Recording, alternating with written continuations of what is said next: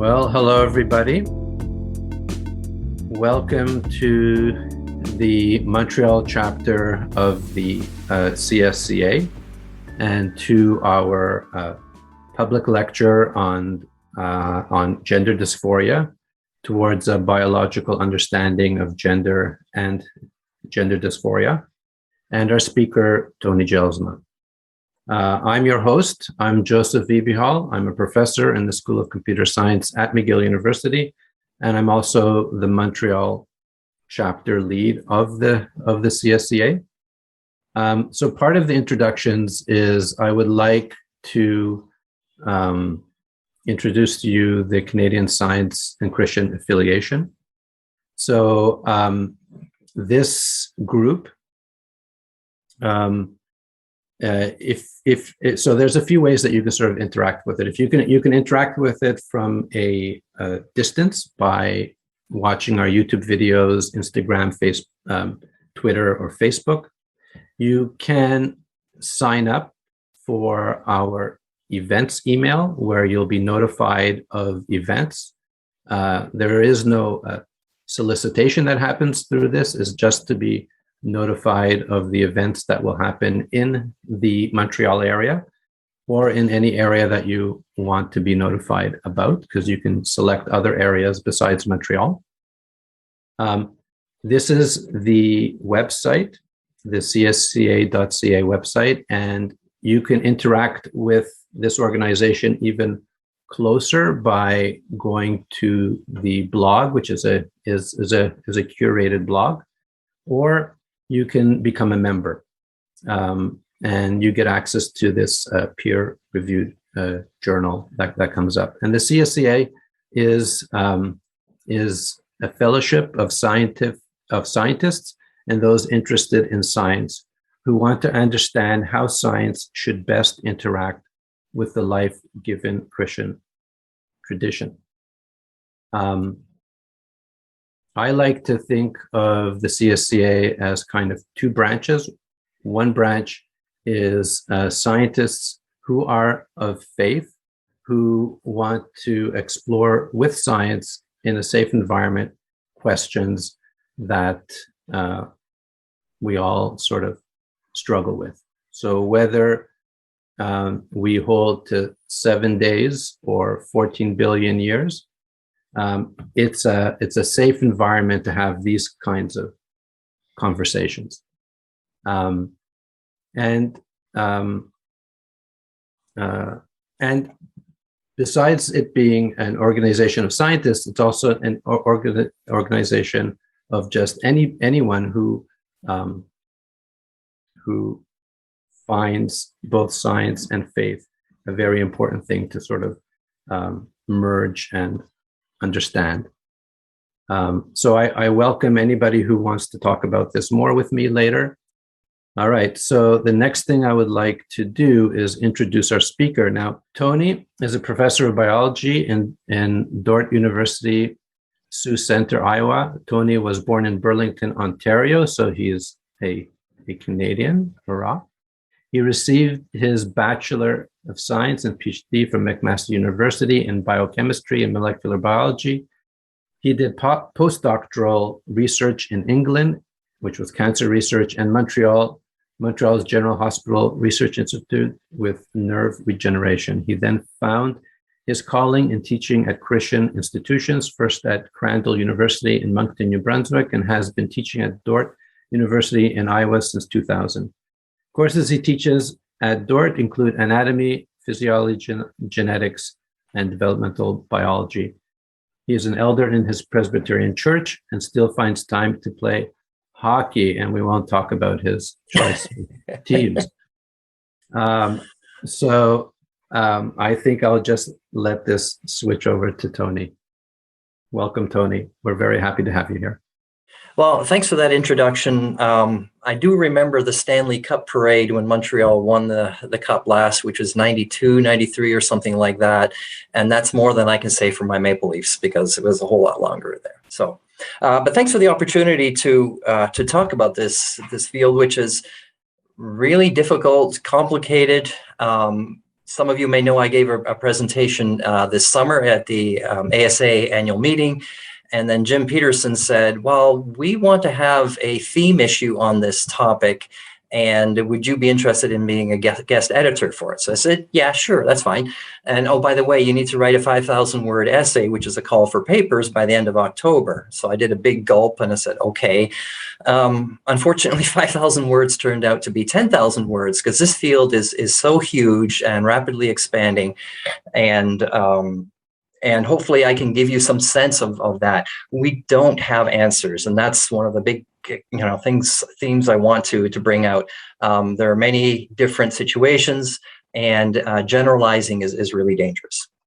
So what I'm going to do to outline, I'll go through some definitions because it's important to know what words mean. We'll talk about development and what do we know about sex and gender development, and then we'll talk about transitioning from one sex to the other, and I warn you there's going to be some fairly gory details in that, but I feel it's important to bring them out. And then there's some questions about recent increases in the number of cases of gender dysphoria, and what do we do about that. And then I'll talk about 3 different Christian approaches that have been used to address this question. And again, take-home message is there is much that we don't understand, and we can't generalize. As I say, if you've met one trans person, you've met one trans person. So we have to be really careful about that, and I see that in the literature often, all too often, this generalization. So definitions. Sex and gender. So sex is our biological sex. Gender is our internal sense of whether we are male or female. And I'll talk about that a little bit more. Gender incongruence simply means that your sex and your gender are not the same. Gender dysphoria means you have a dysphoria or a sense of distress about that incongruence. So it used to be called just gender dysphoria, and people generally still do that, but technically speaking, the two are distinct. Binary versus non-binary. So if we're talking about binary, you're either male or female. You could be cis or trans, but you're still binary. But there's also non-binary, where they don't identify as either male or female. And that may be a different situation, and I really don't know what to say about that. In the end, we've got some acronyms. This is when you transition, so male to female or female to male. And to note, so if someone transitions from male to female, then they are a trans woman. And if they transition from female to male, then they are a trans man. So you identify them by what they have transitioned to. Okay, so sex versus gender. So biological sex, this is a genetically determined program. So this is a developmental program. And as I mentioned before, gender is our internal sense of whether we're being male or female. So is there a relationship between the two? And I think for most of us, we don't even think about our gender. So we look down in the shower and we know what our sex is, and then that is our gender as well. But gender dysphoria or gender incongruence is a different thing. So let's go through a little bit of developmental biology. At 6 weeks after fertilization, the human embryo is what we call bipotential, and that means they could be either male or female. And if you look at the figure, we have the sets of plumbing for both male and female. And if you go male, then one set develops and the other one regresses, and vice versa. So if you are genetically male, you have a Y chromosome, and there's an SRY gene on that chromosome. And when that SRY gene gets turned on around this time, 6 weeks, that stimulates what is the gonad, a primordial gonad, to develop into testes. And then as they form testes, they will produce testosterone. And then the testes, they will stimulate the further development of the male reproductive system. And then the female parts will regress. And of course, if you don't have that, likewise, the genitals will develop in the male pattern as well. So the external genitalia, a lot of them are also bipotential. You can get a penis or a clitoris and things like that. But then if you have testosterone, then the genitals will develop in the male pattern. And if you don't have an SRY gene, then you get female development. So female development is the default pattern. So here I'm talking about the reproductive organs, but the brain is also sexualized, if that's the right word to use. And the general way of thinking about this is that there are two stages of brain sex development: organization and activation. So we'll talk about the organization stage, which happens just before birth. I may need to qualify some of this, but in general, we have male fetuses. They have testes, they produce testosterone, and females don't. The testosterone enters the brain, and that will masculinize the brain. Now, this is an oversimplification because studies in rodents have shown that the testosterone enters the brain and is converted to estrogen, and it's actually estrogen that masculinizes the male brain. Now, if you're studying rodents, we don't know about gender. That's just sexual behavior. We do know that in humans, that enzyme that converts testosterone to estrogen also is found in the human brain, but to what extent it regulates gender, we really don't know. So that's the first stage. The second stage is activation, which occurs at puberty. So when the person enters puberty, if they're male, they start producing higher levels of testosterone, and that will reorganize the brain or organize the brain in a way to produce male sexual behaviors, and females will increase their levels of estrogen and progesterone to induce female sexual behaviors. Note, what I forgot to mention is, even though there's an organization stage before birth, boys generally behave different than girls. Now, I have to be careful how I say that because there's a lot of overlap, and certainly the environment plays a role. But in general, the organizational stage also has behavioral consequences. And just in case I haven't been clear about this, the sexual behaviors that are expressed, those are outward behaviors. And we need to distinguish that from gender identity, which is our internal sense of whether we are male or female. So this is kind of the general pattern. And I guess the question is, how much of this is nature and nurture? And we don't know. That might be difficult. But also the other question is, how could the environment affect development? If there is a environmental component to sex or even gender, how might that occur? So let's look at the brain development. And I teach developmental biology, and one of the concepts I talk about is called Waddington's developmental landscape. So it's a model that's used to explain how you can start from a single cell to many cells of different cell types that are doing different things. So if you can imagine that ball in the figure is a cell, and it starts rolling down this hill. And as it rolls down the hill, it needs to make a decision which pathway it's going to follow. Now, this simplified diagram only gives a few choices, but it needs to, and so each of those choices would be a different developmental fate. You could say, is it going to be a brain cell, or is it going to be a muscle cell, or something else like that? And the further you go down the pathway, then the more fixed and stable that pattern or that identity becomes.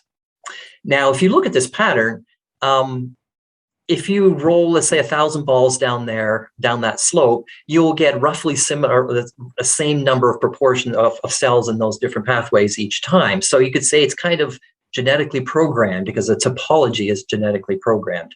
But you can also imagine if there's something that's going to perturb the ball a little bit, they may tend to go in one pathway or another differently as well. So usually we think of this model as what happens to a cell and how its cell fate develops.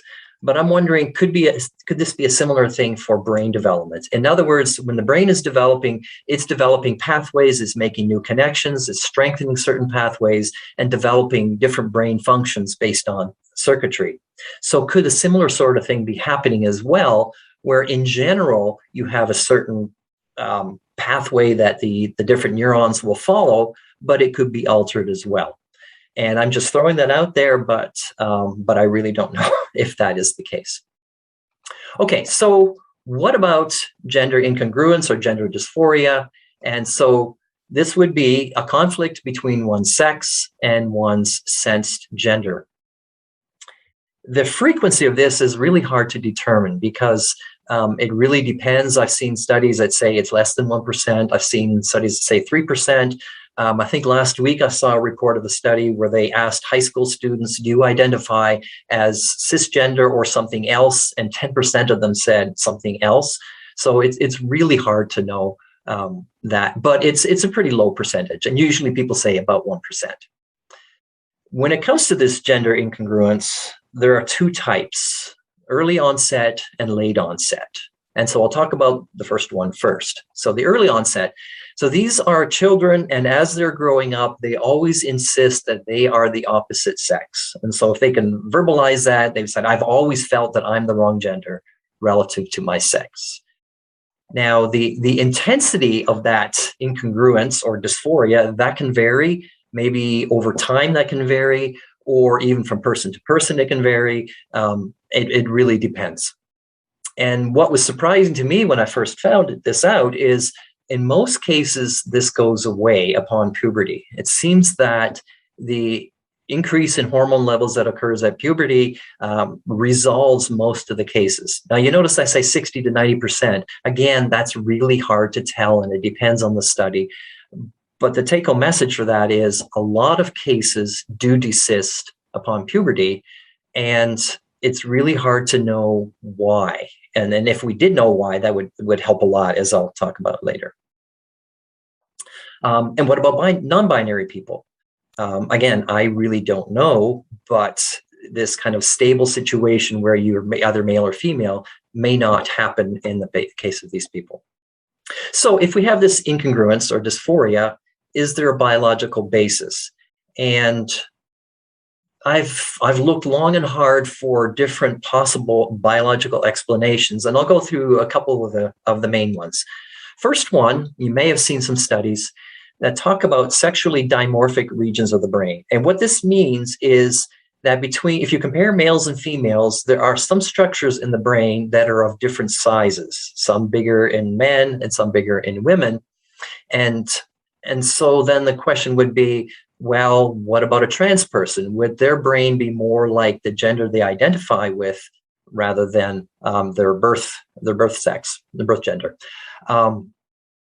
And as may not be surprising, the results are not clear. There are multiple reasons for this. First of all, it's not a black and white distinction. Like the sizes of these structures, there's overlap between men and women, and they vary as well. So it's really hard to look at one person's brain and say, I know for sure this person is male or not. That's one reason. The other thing is there aren't many studies that have looked at this. You need a postmortem brain sample to look at that. The other thing is, have those people undergone hormone treatments, which might affect the structures of the brain? And then also, if they've been acting according to their perceived gender, does that change the structure? So we need to distinguish cause from effect as well. And then lastly, we really don't know what those structures do. We kind of associate them with sexual behavior or maybe even gender because they're different between male and female, but we really don't know what they do. So you'll see papers about it, but I don't find this to be that helpful in understanding the biological basis. What I do find more promising is the role of hormones in gender. And what I'm going to talk about is several different conditions where we have hormonal imbalances or hormonal effects, and these correlate with gender dysphoria. So androgen insensitivity syndrome. So people with this condition are genetically male, they have testes, they make testosterone, but their body's receptor for testosterone is either completely non-functional or only minimally functional. So we have a distinction between partial AIS or complete AIS. And so I saw a recent study where they looked at a number of people with AIS, and one of the questions they asked them is, what gender do they identify as? So remember, female is the default pathway. So all these people, they developed as females, physically females. And what they found was people who had complete androgen insensitivity, they identified as female. However, out of 14 people who had partial androgen insensitivity, 11 of them identified as male, even though their bodies were female. So this suggests to me that even a small amount of the effect of testosterone can play a role in gender determination. So that's males with androgen insensitivity. The opposite is congenital adrenal hyperplasia, which I'll call CAS because it's too big to pronounce.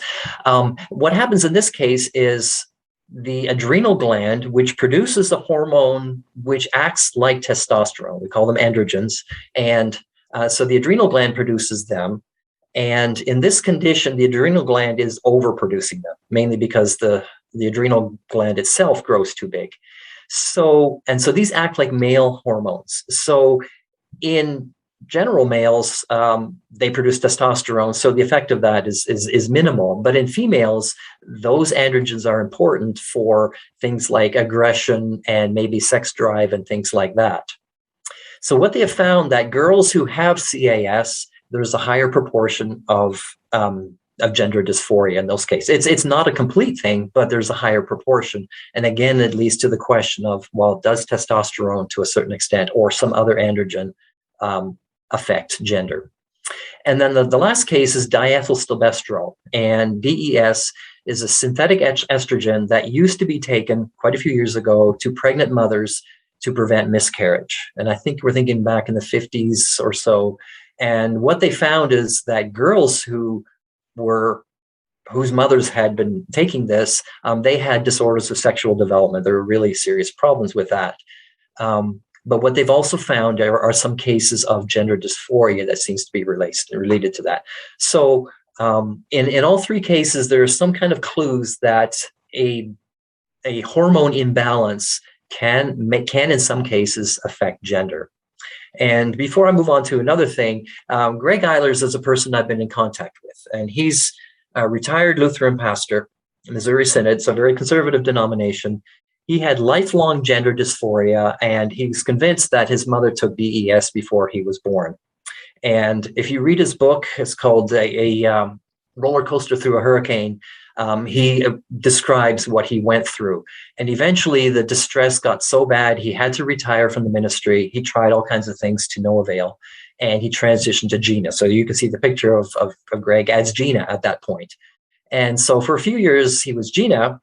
And as part of this transitioning, so he had surgeries and things like that, he was taking estrogen. And then after a while, he noticed that his dysphoria, or his sense of being woman, that disappeared when he was taking estrogen. So he thought, so I'll just transition back. I'll stop taking the estrogen. And then the dysphoria came right back. So what he's ended up doing is he continues to take estrogen, and but then his dysphoria disappeared. So he's transitioned back to Greg. And he's a fascinating character, and he's been really a help to me as I've been asking lots of questions as well. So again, in Greg's case, it seems like some kind of hormones. Exactly how that works, we don't know, except we do know that estrogen and testosterone, they regulate the expression of a whole bunch of genes, and so they could affect the brain in some way. But we really don't know anything more than that. The last thing I wanted to mention is there is a pretty high proportion of other comorbidities, as they say. A lot of people with gender dysphoria have autism. There's also been, to a lesser degree, higher number of cases of schizophrenia and ADHD. So I'm not sure what's cause and effect. Maybe there's a similar sort of thing going on in the brain that contributes to autism and gender dysphoria. I'm not sure. But a couple of years ago, a paper and related to that, Stephen Glisky, he came up with this idea, and he just proposed it he called it the multi-sense theory of gender dysphoria. And what he described was that our sense of gender, it comes from a lot of different systems in the brain that are kind of working together, and that can be modified. So if you have sense of distress, or as you mentioned, signals from social behavioral network, or even disorders of body ownership and perception, maybe a combination of disorders of those three could contribute to your sense of gender and maybe contribute to gender dysphoria. So you see, he put this paper out, and just as a kind of a hypothesis, the paper was not well received. And you can still look at it, but the journal ended up retracting the paper because they didn't like the idea that gender dysphoria is actually a disorder. So Gliski himself was, I guess, not happy about that, but we really don't know what's going on. But this was just one suggestion of a possible cause. Picking up on the body ownership and perception idea, gender dysphoria is often associated with an intense distress at a particular body part that's associated with their sex. So, for example, if you have a female who wants to transition to a male, so a birth female, their breasts might give them distress and they really want to have it removed. So, and vice versa for the other ones. When I saw that, I was reminded of a condition called foreign limb syndrome, where you have a similar situation. So people would say, for example, the lower leg does not belong to them, and they may go to extreme lengths to have it amputated because it just does not belong to them. Now, I'm not trying to say they're the same thing, but then I do wonder if we're dealing with multiple brain systems, could that sort of distress in terms of body parts, could that be a part of it as well? Again, I'm just throwing this out there because I really don't know for sure, but I was just kind of struck by that. So that's the early onset gender dysphoria, and I'll go back more later to talk about transition, but now we'll introduce later onset gender dysphoria, and this appears in adolescence once the child reaches puberty and into adolescence. And so such a person has not previously expressed dysphoria, but it seems to be entering puberty that triggers it. So we think of the organization and activation stage of sexual behavior. This seems to be associated with that. And in this case, it could involve a rapid change in gender identity. So, and I'm suggesting it is somehow associated with the activation stage, but exactly how, I'm not sure.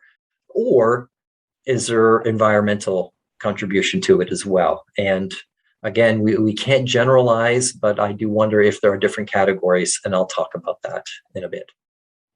One of the things we need to be careful about is, can we confuse atypical sexual characteristics with gender incongruence? For example, if you have a male who exhibits what other people might think of as female types of behaviors, that's not gender incongruence, and we got to make sure that we don't confuse it. Or a girl who might act more like a tomboy, that's not the same. But as we'll see, that may be part of it. I'm just realizing now that I forgot to mention the desistance that childhood gender dysphoria has. In many cases, maybe even most cases, if the dysphoria desists, these people still are same-sex attracted. So there is something still, but it may be not gender dysphoria, it may be same-sex attraction, and the two could be confused. So this point reminded me of that. So that's late onset gender dysphoria. And what we're finding, and you may have heard yourself, is that there's been a dramatic increase in recent years in the number of cases of gender dysphoria. And if you look at the graph here, the biggest increase is in adolescent females. It's several times larger than adolescent males. And when you see this, you start to wonder what's going on, what might be the causes. So what might be the causes? One possibility is, well, we're getting better at diagnosing gender dysphoria. And that could well be the case, but that doesn't explain why there's more females than males. And the other thing is, to diagnose gender dysphoria is really a self-diagnosis situation, because you can't tell if a person has what their gender is. They have to tell you. That's not to say it's not real, but it's entirely a self-reporting thing. And Yarhouse and Sadusky wrote a book, and in that they describe this kind of a looping effect, where if you don't know what gender dysphoria is, you're not going to diagnose yourself as having it. Now that is becoming more prominent in our culture, in our society, people are going on the web and finding and learning about gender dysphoria. Then they might say, oh, this must be what I have, or it may be what I have. And then slowly or over time, it gets more and more prominent, and more people diagnose themselves as having it. Again, that does not explain why there's more females than males. But as for this idea of the looping effect, there's a recent paper that described this phenomenon, and I'm going to apologize ahead of time for this really busy slide, but I'm quoting some stuff from this. So this is Lisa Littman's paper where she defined rapid onset gender dysphoria. So she said it describes a phenomenon where the development of gender dysphoria is observed to begin suddenly during or after puberty in an adolescent or young adult who would not have met criteria in childhood. So it seems to be an entity that is distinct from the gender dysphoria observed in individuals who were previously described as transgender, like the early onset. What struck her was the worsening of the mental well-being and the parent-child relationships and behaviors that was associated with the gender dysphoria arising. And so she found that quite concerning. And so she wanted to do more research into this. And so she went online, she contacted parents, or she went on a blog that was parents of trans kids, and she was doing some surveys of that. And she continues to write, these parents are reporting that their children are experiencing rapid onset gender dysphoria, first appearing, which is what I mentioned before. And the onset seemed to occur in the context of belonging to a peer group where one, multiple, or even all of the friends have become gender dysphoric and trans-identified during the same time frame. So she used the word social contagion, and that really hit a trigger. But that was kind of what she was wondering about. And then the parents also noticed that there was a dramatic increase in the use of social media before this disclosure, suggesting that maybe this is where the kids got the idea from, or they were encouraged to do so. This is really scary. And so the response to this was not really, it wasn't very well received. But so she did a study to try to document and say what's going on. As I mentioned, this paper was not well received. However, and it was critiqued on methodological grounds, but other countries have found the same thing. In the UK, there's an organization, the Tavistock Clinic, where there was a similar concern with what's going on. I've seen, I think it's a Swedish and a Finnish paper, that the number of cases of adolescent females was much higher than males as well. So it's not a localized North American thing. It seems to be further. Now, again, this seems really strange that you could have something like a social contagion for something as dramatic as a gender dysphoria. And then last week I found this, and again, this is my last really busy slide. I found a couple papers which kind of got me wondering. And just looking at the wording, so what's happened, the first paper describes that there are a lot more people who are in young females who are displaying tic-like behavior, sort of like Tourette's. And they're using the words rapid onset, and this has happened during the COVID-19 pandemic. And the wording says it's an epidemic diffusion over a relatively short time, and involves or suggests the involvement of suggestibility and behavioral modeling. The second paper also came out this past year, where they studied people who had also these increased numbers of tics. They found out that these people, again, adolescent girls, were watching TikTok videos of people with Tourette's, and they would spend a lot of time watching them, and that seemed to imprint in some way the same sort of tics in their own behavior. Again, this is not the same as gender dysphoria, but I just found it striking that the language is so similar and the idea of suggestibility was there. And now these people, they need counseling to try to minimize the effects of these tics. What that means, I don't know, but it just struck me. And here I have another concern is, in our culture, are there kind of defined gender roles? Boys should act this way and girls should act this way. And if you don't act this way, well, then maybe you are trans. And I think that's a challenge because we shouldn't really be acting that way. We should just let people behave the way they are and not tell them how they should act if they're a boy or a girl. I think it's especially concerning that the church itself in many cases seems to be doing that. I don't know how many of you are aware of Kristen Kobus Dumais' recent book, Jesus and John Wayne, which talks about many examples of the evangelical church. Kind of males need to be strong and tough and brave, and the females need to be much more soft and loving and things like that. And so John Wayne has nothing to do with the church.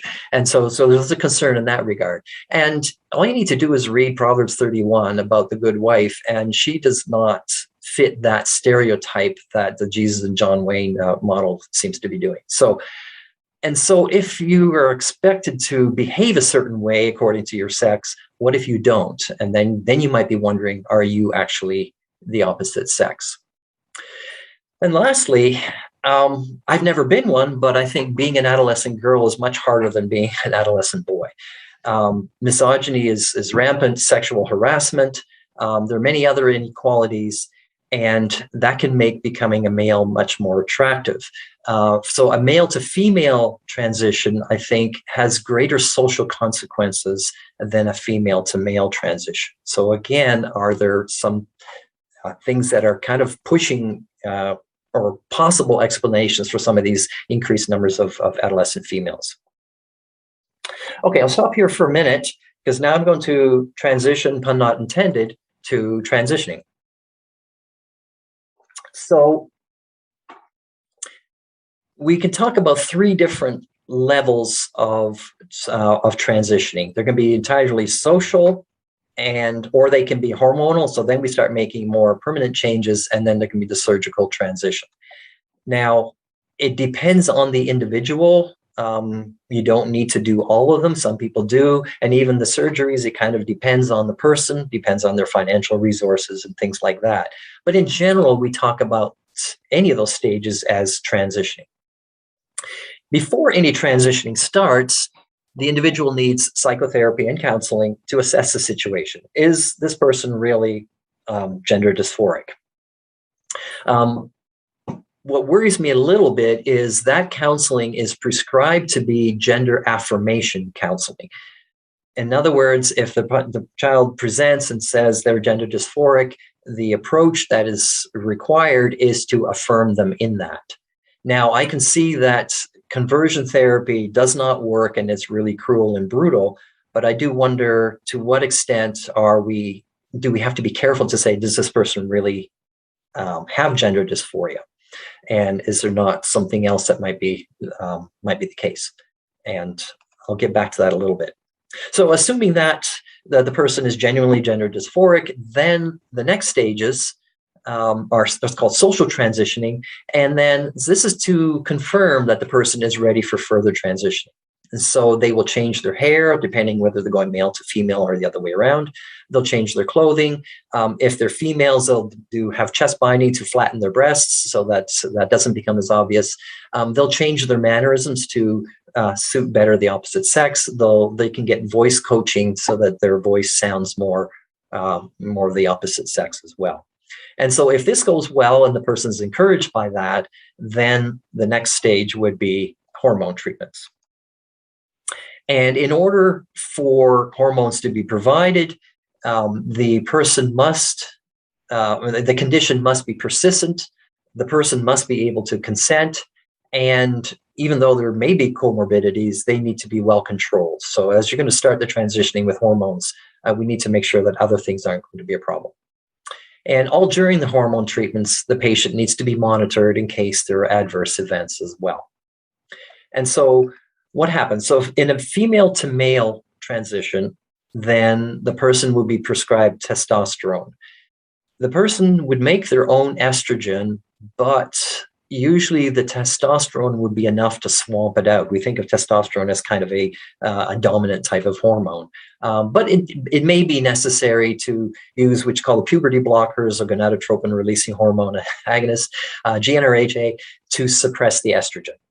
What happens then when the hormone treatments begin, there'll be a redistribution of body fat and muscle depending on which direction you're going. The genitals will change. For example, the clitoris will start to enlarge. The testes in males will get smaller.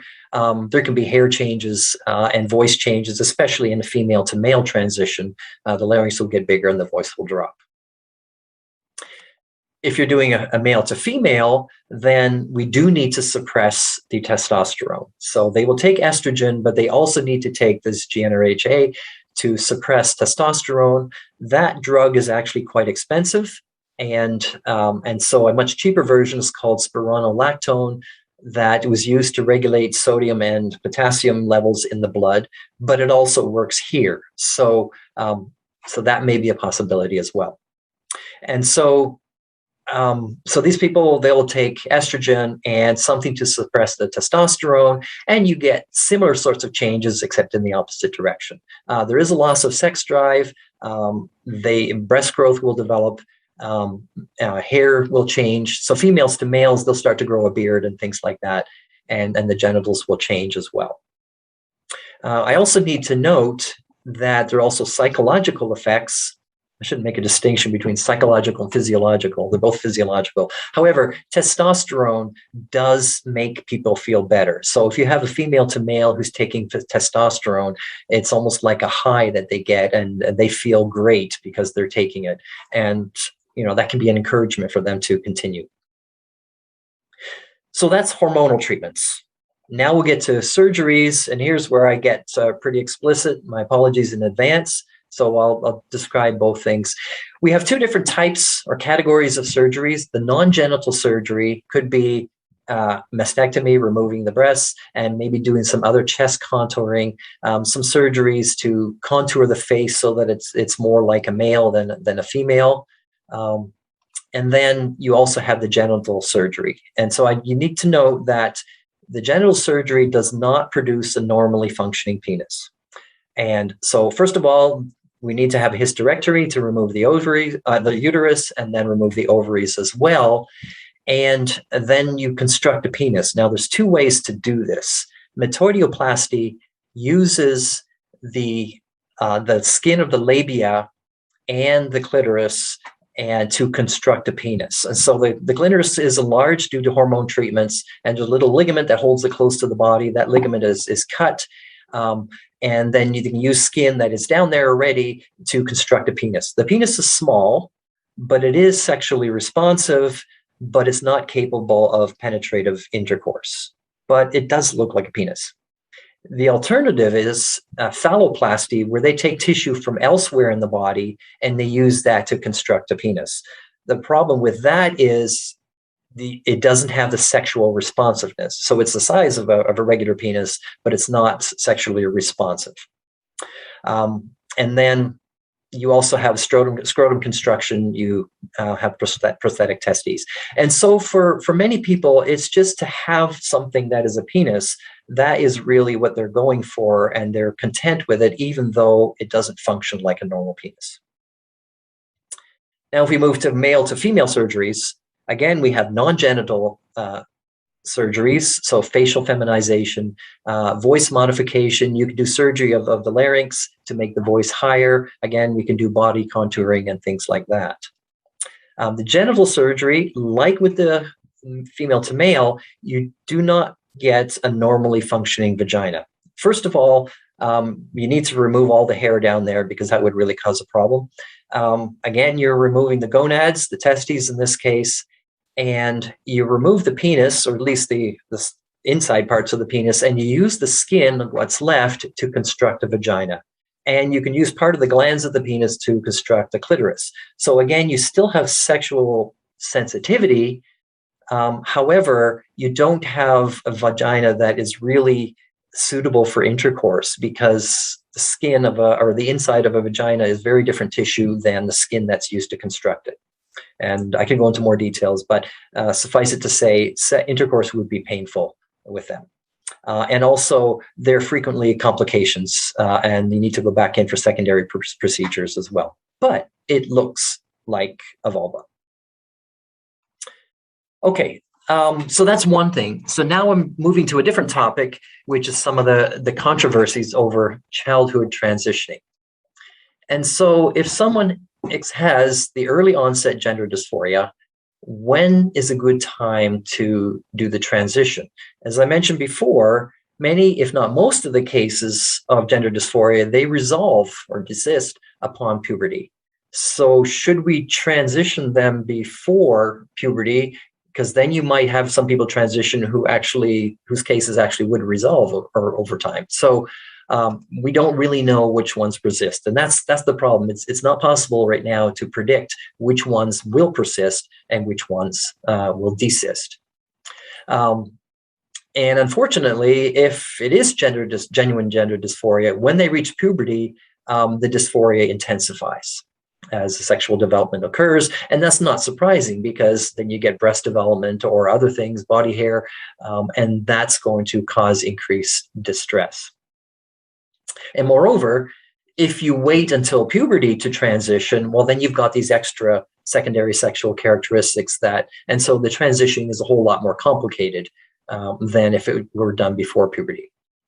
But one of the concerns is, if a child has not yet reached puberty, can they really appreciate the consequences of transitioning? Do they really know what that all entails, the implications of that, loss of fertility, and things like that? And so there's a concern about doing it too soon, because it might go away, or they might realize, I just don't want to go through it. So one approach then is watchful waiting. And if you do the watchful waiting, you let the person go into puberty and then see what happens with the resulting consequences. There's another approach called the Dutch protocol, but it's not just Dutch, but it started in the Netherlands. And I mentioned the GnRH which blocks the sex hormones. It's also called a puberty blocker. And so these drugs were developed for children with precocious puberty. So just to wait till they reach the age when puberty normally occurs. And so that's where they're normally used. And so the strategy here is, well, if the child's not old enough to understand the implications of transitioning, then why don't you give them puberty blockers? And so that'll just delay puberty, and it's reversible for a couple of years or so they have a better sense of what's going on. And if that's the case, then you don't have the secondary sex characteristics to worry about, and then transitioning would be a lot easier. However, the puberty blockers, as their name implies, also blocks them from entering puberty. And if it's puberty that actually resolves the gender dysphoria, then the puberty blockers are going to prevent that desistance from occurring. And so you're kind of in a catch-22, because if you give them puberty blockers, you essentially ensure that everyone will stay gender dysphoric and everyone will transition, even though many of them might not have done that. And then there are other things as well. So during the time when children normally reach puberty, they have an increase in bone density. And if you delay that with using these puberty blockers, then their bone density is less. Now, that may not be a huge deal, but in the long run, that could have some consequences as well. And that bone density is not regained when the child goes off puberty blockers. The other thing is, if you have a male to female transitioning, if the child has not reached puberty, the penis has not grown large enough due to puberty, and you won't have enough skin to construct a vagina as well. So that also presents a problem. So despite the concerns that I'm expressing here, this actually is the recommended approach in the UK and the US. I'm not sure about elsewhere, but it is kind of the recommended approach. The child is dysphoric. We have a way to deal with it. And so let's go ahead and do that. What about regret and detransitioning? And I saw a blog on Facebook today where people are saying there's increasing numbers of regret and detransitioning. And it's really hard to know what the actual numbers are, but everything I've read is that the incidence of regret is low, that most people who transition, surgically or otherwise, they are happy with their transition and they don't want to go back. And important factors in that really are support from family and friends, and whether the surgery was reasonably successful. These are not trivial surgeries, and the more successful it was, the more likely they're happy with it and less likely to regret doing it. There's a recent study, again by Lisa Littman, where she surveyed 100 people who detransitioned and asked them why. And you notice the numbers add up to greater than 100%. So people, gave multiple answers, but some of the reasons were they're just more comfortable in their natal sex. So they transitioned, but they didn't feel any better that way, so they went back. Or there could be complications, or maybe it wasn't really gender dysphoria. And then about a quarter of the people experienced discrimination for transitioning. And that is a very real problem as well. That doesn't say anything about proportions of people who detransition. I think it's still low. But again, the numbers are really not there yet. Okay, I'm going to switch gears again. I'm just looking at the time. I don't have that much more to go. So how do we as Christians view this whole question? First of all people are created in the image of God and thus require a loving care, regardless of their situation. Secondly, I believe that sex and gender, the binary, is rooted in creation. We can talk about, God created the male and female, but there's more than that as well. If we look through Scripture, and there's a book I was reading, The Theology of the Body, and it describes the whole story of Scripture as being one of complementary relationships. We're starting in Genesis 2, even with a marriage. If you look at the Song of Solomon, the whole book is about sex. Jesus' incarnation was a conception, and we think of the church as being the bride of Christ. And all the way through, idolatry is considered to be adultery. And so it seems like that complementary relationship is a very consistent theme in Scripture. Secondly, even after we die, we retain our identity and our sex. So, for example, on the Mount of Transfiguration, Moses and Elijah were still male, even though they were dead and they were talking with Jesus on the mountain there. And Jesus himself, after he rose from the dead, was still male. So, again, I think our sex and our gender are integrally part of who we are. However, this is a broken world, and things are not as they should be. So then, because this doesn't always happen, and how do we as Christians deal with this situation? So there are different ways to deal with it. So Yarhouse and Sadusky, in their book, they describe 3 Christian approaches, and which I'll describe next slide. So the integrity approach, and Walt Heyer is one who promotes that. And so this approach says that, yes, a gender sex binary, that's rooted in creation, male and female. Any deviation from that is due to sin, and the only goal of treatment is restoration of the binary of sex and gender being the same. And if not, then it's simply a burden that the person must bear. And in heaven, it'll be resolved. But for the time being, that's just what they need to deal with. Unfortunately, I've seen some videos, including Walt Heyer and Laura Perry is another example. Some people have detransitioned upon either turning to Christ or returning to their faith or their childhood. And so they have, and so then the implication is all you need is Jesus in order to get this restored. And again, we can't extrapolate from a couple people to everyone else. But this is one of those positions. So again, we have to be careful when we see examples not to extrapolate to everyone else. So that's the integrity approach. The next approach, I had mentioned Greg Eilers, the pastor, but this is called the disability approach. And again, as before, the gender sex binary is rooted in creation. However, this is a broken world, and sometimes things aren't as they should be. Transitioning might be necessary for the good of the individual. So if the person is expressing such distress, suicide rates are really high for people with gender dysphoria. It's like 40%. And so if they're experiencing such distress, well, then maybe we need to do something to relieve that distress. We also need to be very careful to destigmatize this gender incongruence. So if there are trans people who are believers and they say, I'm doing this because this is the only way I can function, we certainly need to support them and encourage them and not shun them. And I think the church has not done a very good job of that. And speaking personally, I haven't either. The third approach is the diversity approach, and Austin Hartke is an example of that.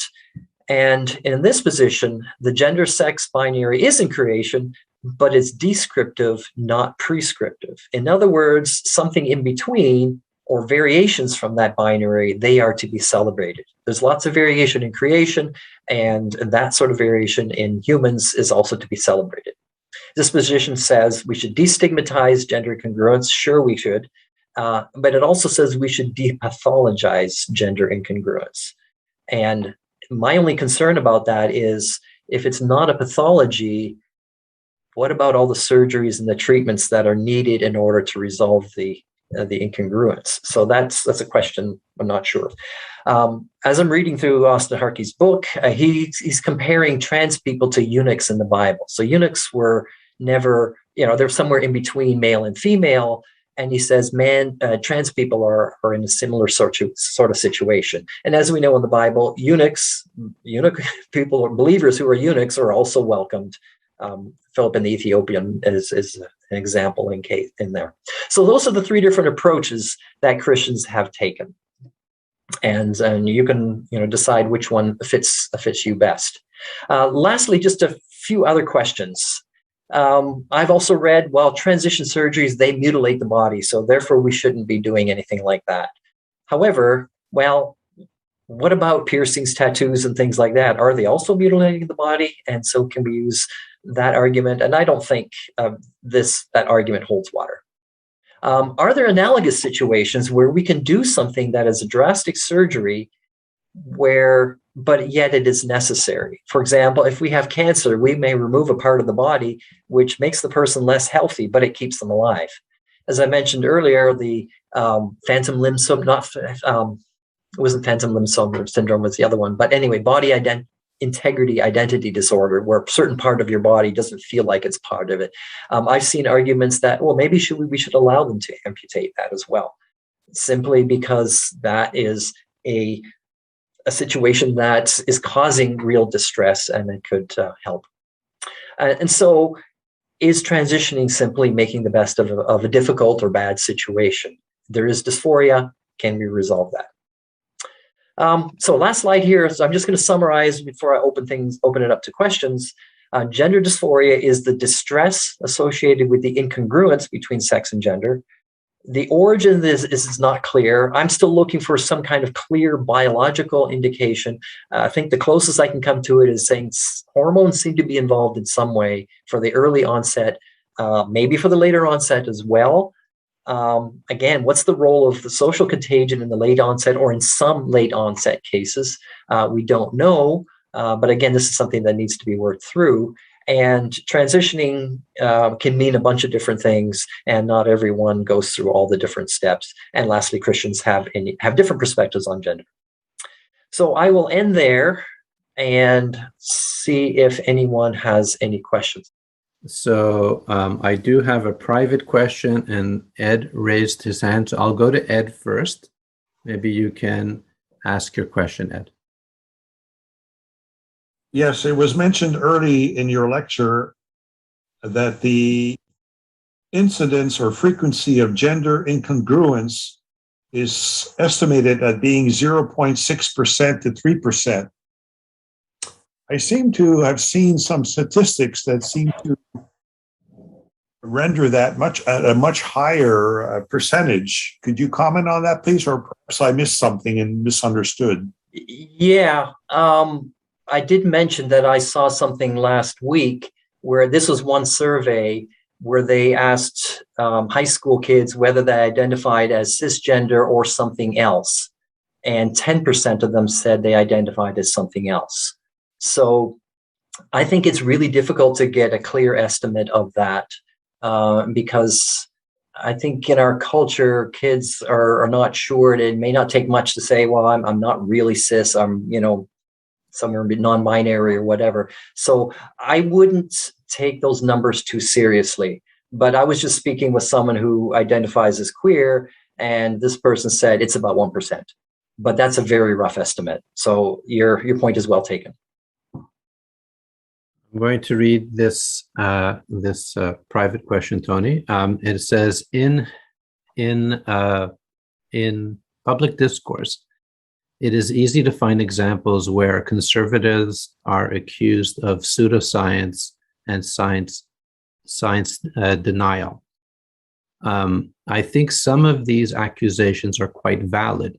Do you think it's fair to say that at least some of the things said by left-wing voices regarding transgenderism also stray towards pseudoscience or science denial?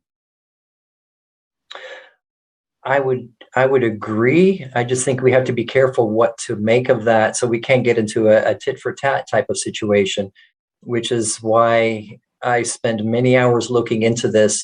You can always find a website or a YouTube video that supports your belief, and you can always find people who are misusing science to do that as well. And which is why, as Christians, I think it's incumbent on us to be really careful what we say, what sort of data we look at, and hold everything very tentatively. Yeah, thank you, Tony. How about Robert? You have your hand up. Yes, thanks. A very interesting presentation, disturbing in a number of ways. What I'm wondering is when, one quotes these surveys about percentages in various things and so on, but my sense from what you said is they're primarily with what we would call first world nations or Western, like Europe, North America, Australia. What is known about this in Asian countries and African countries, South American? Is anything known? If it is it basically the same? Or, for example? Mm-hmm. That's a good question. I don't know. Part of it is if you're in let's say a developing nation, the news is never going to get out about people who may be gender dysphoric or trans, so we won't know. These sorts of stories on news sites or whatever, they do catch my eye, so I do see examples of them in various places.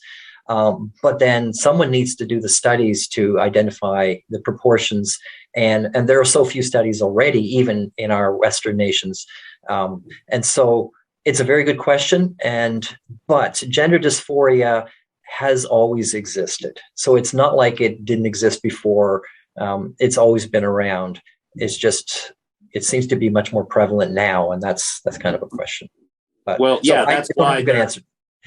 Sure. Yeah, that's why there's a big concern, though, right? Is that it's skyrocketing amongst teenage girls for some as yet to be determined reason. Right. But it's not clear that's happening in many nations. Or maybe it is. But right. I think that there seems to be a tendency to generalize the first world North American Europe experience to the whole planet. And it's not obvious to me that that is indeed the case. That's true, but we just don't have the data to say one way or another. But if people are saying, well, it's social media that's doing it, well, if people don't have access to social media, does that mean fewer cases of gender dysphoria? Right? That's a possibility, but it's another question that I don't have a good answer to. Sorry.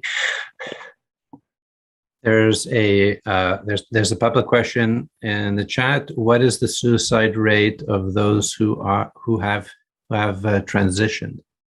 That's a very good question. Yes. Again, there aren't many studies on that. The suicide rate is still quite high, not as high as people who before transitioning. And I asked Greg Eilers about that, and he said yes. He said part of it is people, if they don't pass well, their rejection by society. People who have transitioned don't have good jobs and things like that. So their social situation might not be a whole lot better, which again shows why we as the church should be much more encouraging and supportive of people who do that. So in short, the suicide rate is still high, but Greg Eilers would argue that it's for different reasons. There's a private message. Could the predominance of female dysphoria be related to girls' perceived failure to attain the idealized female body image portrayed in ads, TVs, and movies? Could it be related to that? It could be, but that's simply speculation. I don't know. Ed rose his hand again. Gender dysphoria you mentioned a few moments ago that there have always been cases of gender dysphoria, but the graph that you showed that since 2010, 2011, there's been a rapid increase in the cases being reported. Yes. Seems to me to indicate that this is accelerating, and it's should be of concern to all of us. And I'm questioning, what is it is accelerating it? You talked about the TikTok tick and the role of social media. All these expectations of society seems to be having an influence even greater than in the past. And another question I have is there something in our environment? We're using all these cosmetics and shampoos and whatnot. Some of them may contain estrogen, or other molecules and chemicals that can affect the functioning of our hormones. I'm just trying to understand what it is, both in the expectations of society around us, as well as in the environment that may be causing this. No, I agree. And in both cases, it's like it could be, you mentioned things in our environment like bisphenol A can cause sexual aberrations in sexual development. I saw a paper just a few weeks ago that even Tylenol is an endocrine disruptor. So could someone have taken too much Tylenol at a critical time when she was pregnant, let's say, and it affected the fetus? We don't know. And so these are some urgent questions that we want to get answers to. But this is recent stuff. A lot of the papers I'm quoting, and the paper I wrote will be posted on the ASA websites in a month or so, where it goes into a lot more detail. We just have so many questions and so many could be situations and no hard facts. Okay, I'm going to go to another question, and then after I will go to Greg. So first, the question is it correct to say that gender is a spectrum?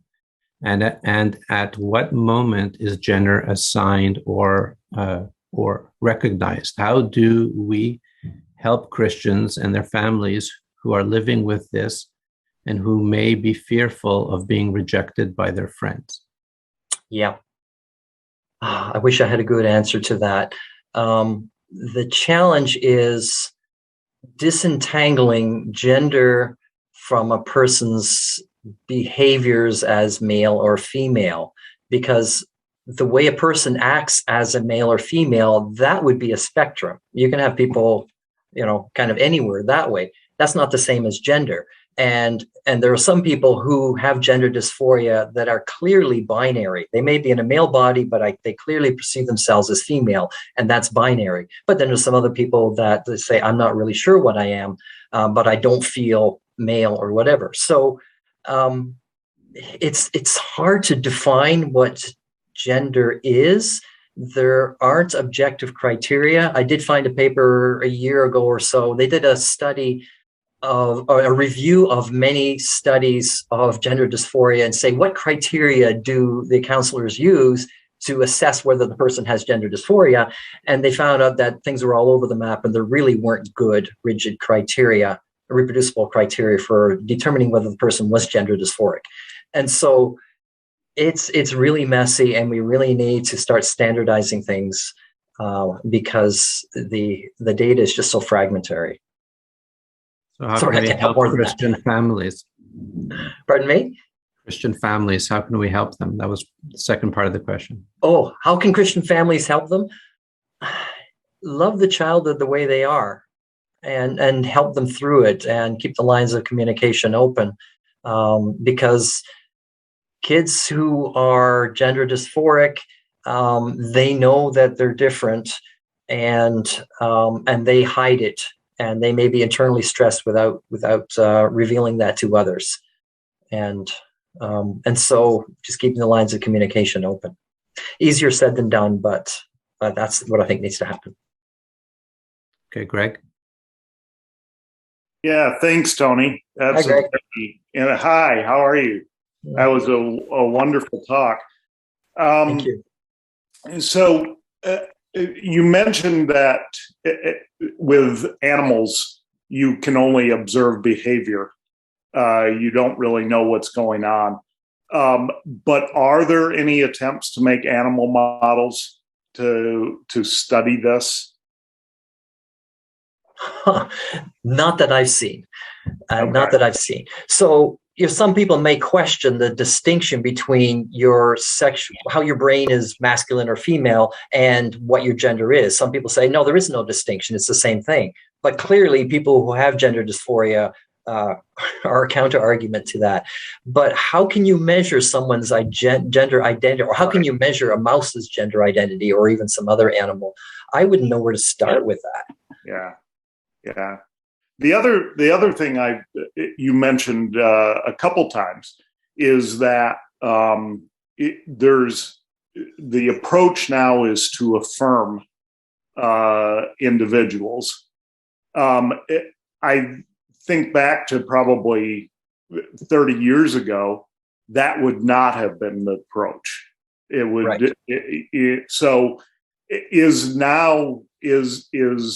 everything geared towards affirmation now, or is there still some, well, let's work through this and with counseling?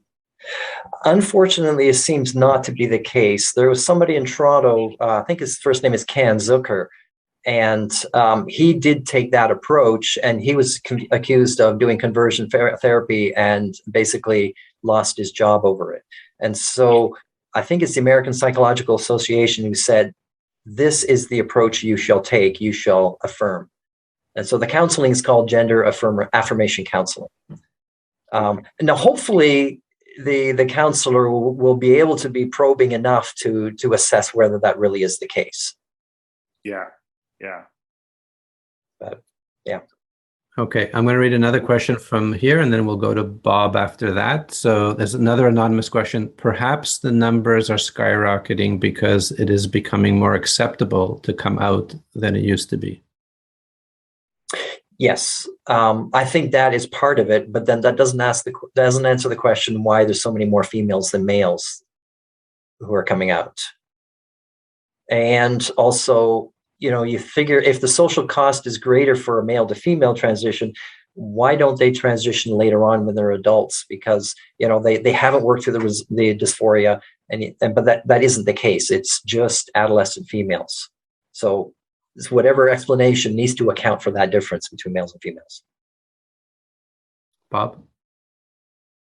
Thank you very much. And thank you, Tony, for a great talk. And I want to work in a quick hello to the McLaughlins there. With my background in geology, I'm quite comfortable with what we often hear, a statement in the ASA is that the Bible is not a science textbook, and we have to give it that respect. It's something much more important. And that often comes from our understanding of Genesis and our understanding of earth science. Can we say the same thing about biology? Oh, definitely. If we were talking about evolution versus creation in 6 days. Well, to be a little more specific then, and I don't know the answer. What about the question of human sexuality? Right. People will have different views on this. And I think it's dangerous to take a clobber passage, as they call it, like, in Genesis 1, God created the male and female. That's it. End of story. But this is where the book, The Theology of the Body, which is a series of lectures that Pope John Paul II gave a long time ago. And then this person, Chris West, I think, was. So in the whole book, he's describing how the whole theme of Scripture is a theme of complementarity and relationships. And so just a few isolated Bible verses, no, that's not going to do it, because you can easily misuse that. And he's arguing there's a theme. Now, obviously, somebody like Austin Harkey would disagree with that. And that's why there are different Christian positions on that. Thank you. But yeah, your point is well taken. Thanks very much. I have one more question in the chat, and I have one question of my own. Okay, then I'll do the chat. We'll do Robert. So the chat was, has there been any sort of hormone therapy that will help the person feel okay in their sex instead of using hormone therapy to transition, but to stay? That would be a magic bullet, I think. No. I mean, in Greg Eiler's case, he's taking estrogen and that resolves his dysphoria. But that's one person, and I haven't heard of any other examples of that. I think just understanding what estrogen or testosterone could do in the brain in terms of wiring the brain or changing the wiring and all that sorts of stuff. We don't know how the brain works in terms of some of these more complex processes like gender identity. And so I think we're so far away from designing some kind of drug that will fix that. So no, I don't think so. Okay, so I think, Robert, do you still have your hand up? Yeah, sorry, my internet disconnected there for a sec, or at least the Zoom part did. Sorry. So I guess I wonder what, in speaking to Christian families and how to help them, one likes to invoke the Bible, but I think honestly, the Bible has very little to say about this specific issue one way or the other. Would you agree with that? I would agree. So I would say, are there Christian principles that you can use, or scriptural principles that you can use? Because obviously the Bible doesn't talk about trans stuff. If I can quickly grab a book off my shelf. This is a plug for Greg Eiler's. He's written a book. It's called Ministering to Transgender Christians. And so it's really helpful in explaining the situations and just being in touch, or giving advice on how you deal with that. So in getting to that, I think I would agree. It's applying Christian principles, but the problem comes in that it's not clear which ones to apply. So, like, to give an example of what someone said earlier, like, I think that you agreed that some few decades ago, the affirmation would not have been used. Yep. Now, all of a sudden, it is being used, but it's not the least bit obvious that this necessarily will improve things. Or is it? But I like one might argue that the problem with the old way is people really felt this way, you were suppressing them. But one could argue the problem with this other way is that maybe you are steering people in directions that will make them more miserable in by some other means, right? Yes. And so one senses the political climate is such that you better not dare question affirmation in the way maybe 30 years ago you better not dare question whatever you would call non-affirmation. Right. Is that a fair statement? I think it is a fair statement. Yeah, we just have to be careful how we approach it. Can we as Christians have a distinctively different approach that first shows love? I mean, it's really developing relationships with people regardless of where they are, and but it's just we know so little. So I agree, but speaking on one side, I'll be honest. Sometimes it feels like we're being asked to affirm smoking for some people, right? That we used to think like 50 years ago, people smoked, and there was a little bit of evidence coming out. Certainly 70 years ago, nobody thought about it. Nowadays, nobody would affirm someone that wanted to smoke. So one wonders, is this something similar? Right. So I think there's no, I think I know what you're saying, but I think we have to be careful in terms of affirming someone and developing a relationship with them. I think we as Christians should want to develop relationships with people with whom we disagree. Yeah. And because there's no way we can reach out to them if we're constantly battling them.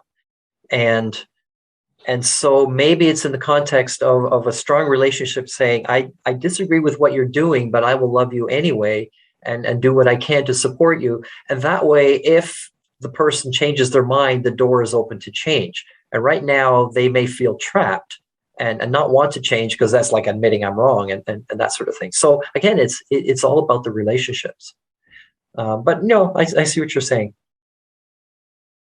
Okay, I'm going to have, there's another anonymous question, and then maybe Luke, and then after that, Ed. So the anonymous question is, in the Western world, we agree that human races are equal. So we quite rightly do not tolerate any public conversation that calls into question the equality of races. It seems to be a growing assumption that questioning transgenderism should be off limits in a similar way. But it isn't clear to me that this belongs in a similar category as race. I feel like I am being asked to accept a conclusion about transgenderism without being allowed to seek the truth on my own. Am I off base? I wonder if you can offer any guidance. Yeah. Well, the antithesis is real. We live in a world that by and large does not hold to Christian principles. And so the challenge is, how do we as Christians live in a world whose worldview is often very different from us? This is nothing new for the church, and we just need to make our way as best as we can. And a big part of that is just loving people, developing relationships with people, and maybe sometimes sticking our neck out and being vulnerable. But again, how do we do that? Do we represent Christ very well when we're doing that? And so, yeah, it's that could be the case. And I admit I was nervous before giving this speech and this talk, and I'm nervous about the feedback I'm going to get from it. But I feel I have no choice but to use what I've learned to hopefully help the church and other Christians. So it's almost 9 o'clock. So it's going to be Luke and then Ed, and then I have one last question, and then we're going to end it. There'll be the social time after that, which you guys can hang around if you want, or just go. It'll end after these next three questions, and you can hang around for a bit if you want. So go ahead, Luke. Hi, thank you very much for your presentation, Tony. I resonate very strongly with what you say about we should be able to love and develop relationship with people with gender dysphoria or transgender people and all this. And yet, depending on your Christian approach, you may be in this category where you disagree with them or say, or would feel the need to say, I don't affirm this. My sense, though, is that a lot of transgender people would probably say, if you don't affirm me, then you are not loving me, or something like that. And I find myself in a hard place because I want to love them and I want to have a relationship with them, but it almost feels like a prerequisite to doing that is to give up the integrity side of things or whatever. Mm-hmm. Do you have any experience or guidance or any helpful mental models that help one to navigate loving and having the relationship, but not affirming or something like that? I wish I could say I can do that myself, but I don't do a very good job of that either. My youngest child has come out as gender fluid, and this is what has really stimulated me to do all this. And I admit my relationship with them is not what it should be. So whatever advice I give, it's advice to myself as well.